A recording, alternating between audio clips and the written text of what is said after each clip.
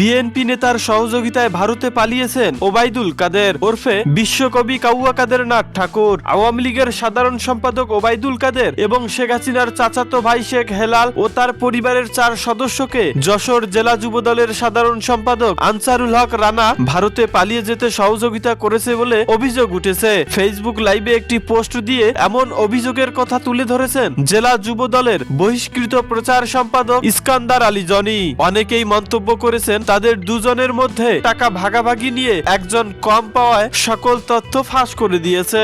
এর আগে সাবেক প্রধানমন্ত্রী স্বৈরাচার শেখ হাসিনা বাংলাদেশ থেকে পালিয়ে যাবার পরেও 3 মাস বাংলাদেশে অবস্থান করেছিল ওবায়দুল কাদের। কিছুদিন আগে বাংলাদেশ থেকে বোরকা পরে ভারতে পালিয়ে যান ওবায়দুল কাদের। অনেকেই মন্তব্য করেছিলেন যেহেতু ওবায়দুল কাদেরের সঙ্গে মিডিয়া অঙ্গনের 10 থেকে 15 জন নায়িকার গভীর সম্পর্ক রয়েছে অথবা একাধিক প্রেমিকা রয়েছে ওবায়দুল কাদেরের, সেহেতু তার বাড়িতেই